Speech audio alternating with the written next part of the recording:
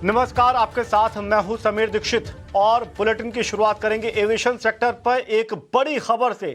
सरकार ने पहली बार संसद में यह माना कि उसके एयरपोर्ट पर साइबर हमला हुआ था। यह जानकारी सरकार ने संसद में एक लिखित सवाल के जवाब में दी है। संसद में सरकार ने जीपीएस स्पूफिंग की बात मानी है। इसी वजह से नवंबर महीने में देश के अहम एयरपोर्ट पर हवाई सेवाओं के संचालन में दिक्कतें साफ तौर पर देखने को मिली थी। दिल्ली के इंदिरा गांधी इंटरनेशनल हवाई अड्डे पर करीब 800 उड़ानें प्रभावित हुईं और इसी दौरान एटीसी की तरफ से ऑटोमेटिक मैसेज स्विचिंग सिस्टम में भी खराबी बताई गई थी। लेकिन अब केंद्र सरकार या यूं कहें कि एविएशन मंत्रालय ने संसद में एक लिखित बयान में इस बात को स्वीकार किया है कि दिल्ली समेत देश के 7 और प्रमुख हवाई अड्डों पर हवाई सेवाओं को प्रभावित करने के लिए साइबर अटैक हुआ था और इन सभी हवाई अड्डों पर आने और यहां से उड़ान भरने वाली विमान पर जीपीएस स्पूफिंग की गई थी।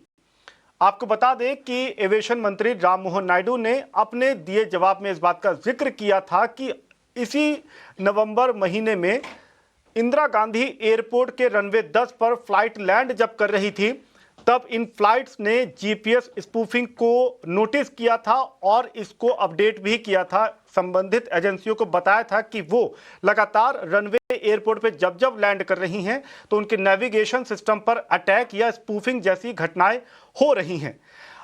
अपने जवाब में ये भी बताया एविएशन मंत्री ने कि सिर्फ दिल्ली एयरपोर्ट नहीं बल्कि कोलकाता, मुंबई, चेन्नई, अमृतसर, हैदराबाद जैसे अहम एयरपोर्ट पर भी इसी जीपीएस स्पूफिंग जैसी शिकायतें लगातार सामने आ रही हैं।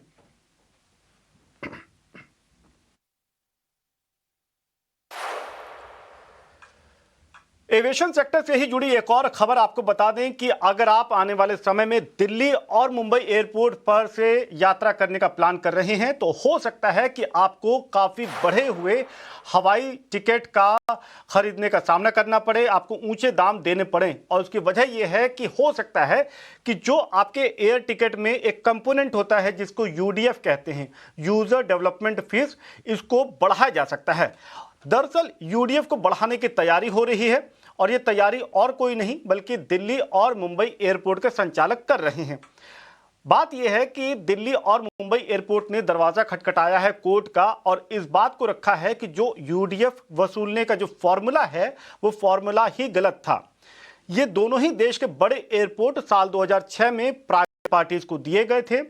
उस समय दिल्ली एयरपोर्ट दिया गया था जीएमआर को, मुंबई एयरपोर्ट जीवीके को दिया गया था जो फिलहाल अडानी एयरपोर्ट के पास में है। लेकिन कोर्ट में जब इन्होंने दरवाजा खटखटाया तो इस बात का जिक्र किया कि यूडीएफ या जिस तरीके से रेवेन्यू कैलकुलेट करने का जो फॉर्मूला है, हाइपोथेटिकल असेसमेंट जो वैल्यू करते हैं, वो फॉर्मूला गलत है। लिहाजा अब तक उन्हें काफी नुकसान का सामना करना